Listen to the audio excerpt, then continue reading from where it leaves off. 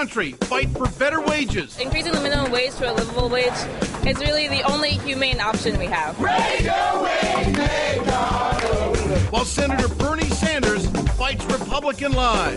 Will raising the minimum wage help workers? Will it kill jobs? Sounds great until you ask the question, where does the money come from? Vermont has the third highest minimum wage. We have the fourth lowest unemployment rate in this country. How do you like them apples? Joining us now is Senator Bernie Sanders of Vermont. Senator, great to have you with us on the Ed Show again tonight. Appreciate your time.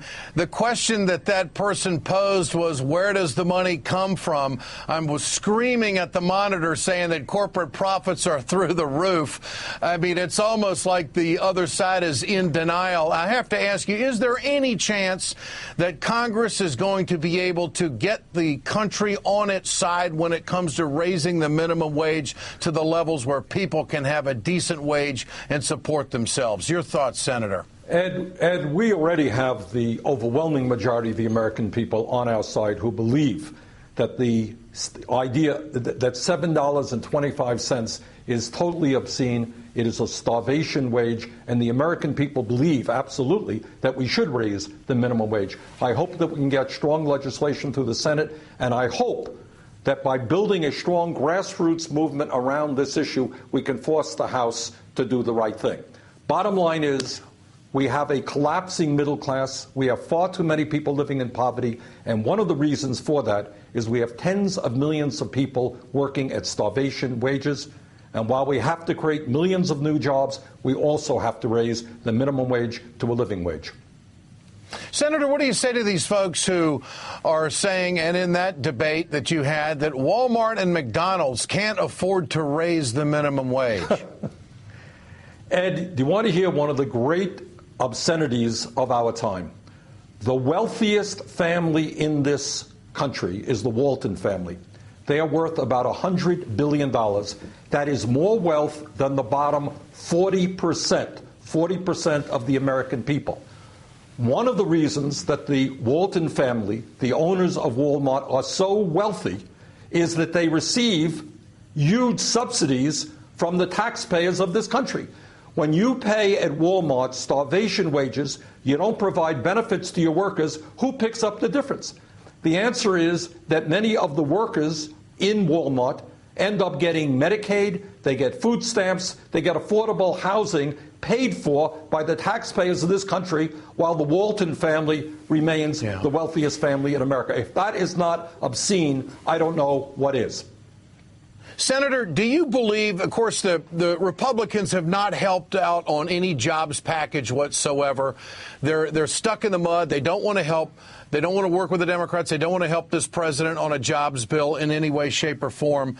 Do you think the Republicans want higher unemployment so people will be so desperate they will go to these corporations and work for $7.25 an hour and have no voice and no push and no union to stick up for them whatsoever? Do you think the Republicans, do you think that this is a conservative utopia, that they like everything the way it is right now?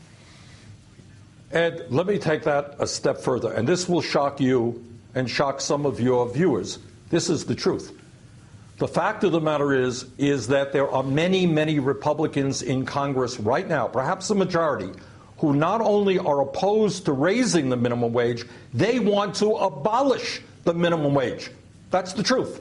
And what they believe is that if in a city like Detroit or a high unemployment area, and remember, 40% of the black kids in this country are facing unemployment, 20% of the young people in this country facing unemployment, 14% of the American people unemployed. They believe that if they can hire, if an employer can hire a worker at $3 or $4 an hour, that's fine. That's freedom. Get the government out of the business of regulating a minimum wage. So what I happen to believe is very, very different. Yeah. Go ahead. Well, it's just that if we're going to grow the middle class, we have to create decent-paying jobs, and one way to do that is to raise the minimum wage to at least $10 an hour, which is what the American people want. What do you say to these fast food workers that are in a fight right now to push forward? I mean, I guess I don't recall any time in the news cycle where we have seen fast food workers step out, be so vocal, and on the verge of real organization here. What do you make of that? Well, I was on the floor of the Senate last week just expressing my extraordinary admiration for them, for their courage. And believe me, it takes a lot of courage to walk out of a fast food establishment knowing that you can be fired. What they are doing is standing up not only for economic justice for themselves, they are standing up for all working Americans in saying that we have got to create a situation in this country where we are creating decent paying jobs, not jobs that are paying a starvation wage. So I have a lot of respect for what these young people are doing. Senator Bernie Sanders, always good to have you with us here on The Ed Show. Appreciate your time this evening, sir. Thank you. Thanks for joining us. Coming up,